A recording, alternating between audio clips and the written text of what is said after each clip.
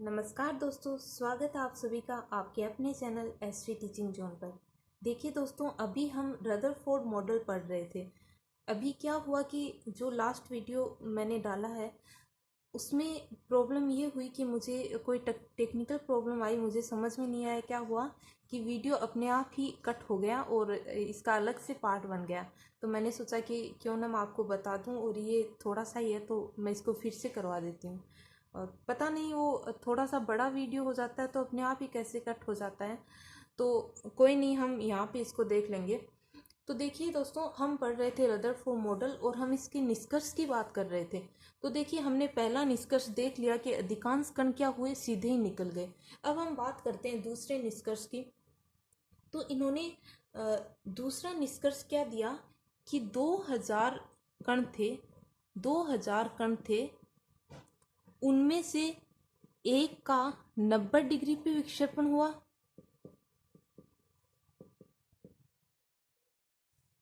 एक का 90 डिग्री पर विक्षेपण हुआ, और 20,000 कणों में से एक का 180 डिग्री पर क्या हुआ, विक्षेपण हुआ। ठीक है, ये आप लिख लीजिए, मैं एक बार बोल देती हूँ। पॉइंट नंबर 2 लगा के आप लिख लीजिए निष्कर्ष में कि 2000 में से एक कण का 90 डिग्री पर, एक कण का 90 डिग्री पर, व 20,000 में से एक कण का 180 डिग्री पर विक्षेपण। ठीक है, 2000 में से एक कण का 90 डिग्री पर व 20,000 में से एक कण का 180 डिग्री पर विक्षेपण हुआ। अतः परमाणु का मुख्य भाग इसके केंद्र में होता है, जिसे परमाणु का नाभिक कहा जाता है। अतः परमाणु का मुख्य भाग इसके केंद्र में होता है, जिसे परमाणु का नाभिक कहा जाता है। अब देखिए, इन्होंने क्या बताया कि ये निष्कर्ष इनका निकला। ठीक है, इसके आधार पर इन्होंने क्या बताया कि परमाणु का मुख्य भाग कहाँ होता है, उसके केंद्र में होता है। ठीक है, क्योंकि इन्होंने देखिए ऐसे प्रयोग करवाया, तो जो एक कण, जो 20,000 कणों में से एक कण था, वो यहाँ पे सेंटर में टकराया तो वो वापिस से रिटर्न हो गया। ठीक है, एक कण यहाँ इसके साइड में, इस नाभिक के साइड में टकराया तो वो 90 डिग्री के कोण पे विक्षेपित हो गया। ठीक है, इस कारण इन्होंने बताया कि परमाणु है, उसका मुख्य भाग कहाँ होता है, उसके केंद्र में होता है, और उसको इन्होंने क्या नाम दिया, नाभिक नाम दिया। तो अगर आपसे कोई पूछ ले, अलग से आप पॉइंट लगा के लिख लीजिए कि नाभिक के खोजकर्ता, नाभिक के खोजकर्ता। अगर हमसे एग्जामिनर पूछ ले कि नाभिक के खोजकर्ता कौन है, तो हम क्या कहेंगे, रदरफोर्ड। ठीक है, तो नाभिक के खोजकर्ता कौन है, रदरफोर्ड। ये आपको ध्यान में रखना है, नाभिक के खोजकर्ता है रदरफोर्ड। और देखिए, एक बात और इन्होंने क्या बताई कि ना परमाणु का जो नाभिक होता है, जो नाभिक होता है वो कैसा होता है, धनावेशित होता है। ठीक है, नाभिक कैसा होता है, धनावेशित होता है। इसमें क्या होते हैं, प्रोटॉन और न्यूट्रॉन होते हैं। नाभिक में प्रोटॉन और न्यूट्रॉन ही तो होते हैं। ठीक है, धनावेशित होता है। और इलेक्ट्रॉन जो होता है, इलेक्ट्रॉन वाला पार्ट जो होता है, इलेक्ट्रॉन जो होते हैं वो नाभिक के चारों ओर इस तरह से चक्कर लगाते रहते हैं कक्षा में। ठीक है, इन्होंने ये बताया। तो आप लिख लीजिए कि परमाणु का नाभिक धनावेशित होता है तथा इलेक्ट्रॉन चारों तरफ चक्कर लगाते रहते हैं। क्लियर है। अब देखिए, हमारा परमाणु मॉडल है जो रदरफोर्ड का, उसके हमने प्रयोग भी कर लिया, प्रेक्षण, निष्कर्ष ये सब कर लिए। अब देखिए, इस मॉडल की कुछ कमियां थी, वो हम देख लेते हैं। रदरफोर्ड के मॉडल की कुछ कमियां थी, वो हम देख लेते हैं। तो इसकी कमियां क्या थी, तो आप लिख लीजिए कि रदरफोर्ड मॉडल की कमियां। ठीक है, अब देखिए इसकी कमियां क्या थी कि उस टाइम एक और वैज्ञानिक हुए थे रदरफोर्ड के टाइम में, उनका नाम क्या था, मैक्सवेल। मैक्सवेल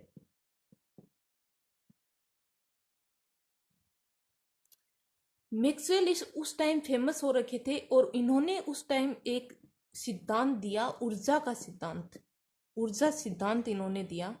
मैक्सवेल उस टाइम काफी प्रसिद्ध थे, इन्होंने ऊर्जा का एक सिद्धांत दिया, लोग इसको फॉलो करते थे।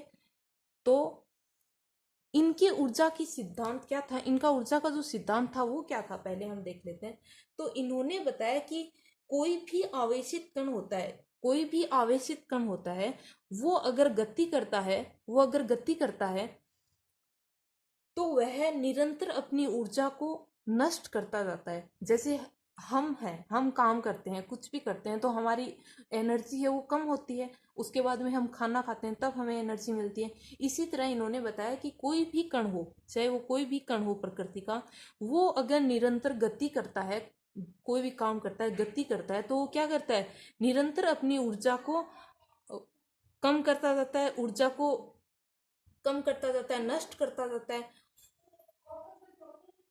तो ये जो इनका सिद्धांत था ये काफी फेमस था, लोगों ने इसको काफी अच्छा रिस्पॉन्स दिया। तो रदरफोर्ड से पूछा गया कि आपका भी जो कण है, जो इलेक्ट्रॉन आप बता रहे हैं, वो एक आवेशित कण है, ठीक है, आवेशित कण है, तो ये भी क्या करेगा, ये जब गति करेगा, आप बोल रहे हो, अब रदरफोर्ड ने बोला कि बीच में नाभिक होता है, चारों ओर इलेक्ट्रॉन चक्कर लगाते रहते हैं, इस तरह से रदरफोर्ड ने यही तो बोला था।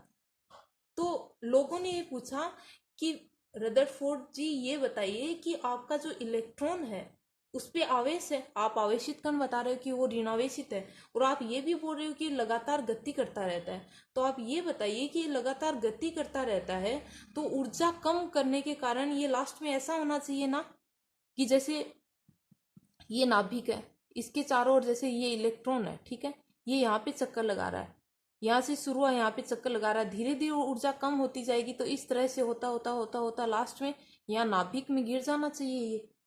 लेकिन ऐसा तो होता नहीं है, अगर ऐसा होता तो फिर परमाणु की स्ट्रक्चर कैसे रहेगी, स्थायी कैसे रहेगा।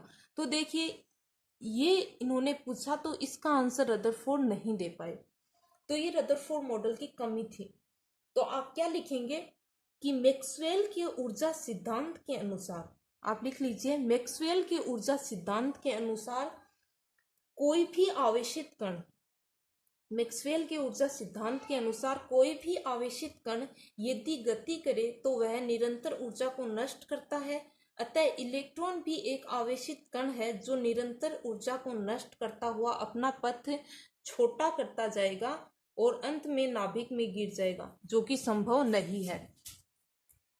मैक्सवेल के ऊर्जा सिद्धांत के अनुसार कोई भी आवेशित कण यदि गति करे तो वह निरंतर ऊर्जा को नष्ट करता है। अतः इलेक्ट्रॉन भी एक आवेशित कण है जो निरंतर ऊर्जा को नष्ट करता हुआ अपना पथ छोटा करता जाएगा और अंत में नाभिक में गिर जाएगा, जो कि संभव नहीं है। ये इनकी जो रदरफोर्ड मॉडल की एक कमी थी, और इसकी व्याख्या है वो रदरफोर्ड नहीं कर पाए, रदरफोर्ड ये नहीं बता पाए कि ऐसा क्यों होता है, ठीक है। तो पहली कमी इसकी आपने लिख ली होगी। दूसरी कमी इसकी क्या थी रदरफोर्ड मॉडल की, कि इलेक्ट्रॉन की संख्या के बारे में, इलेक्ट्रॉन की संख्या के बारे में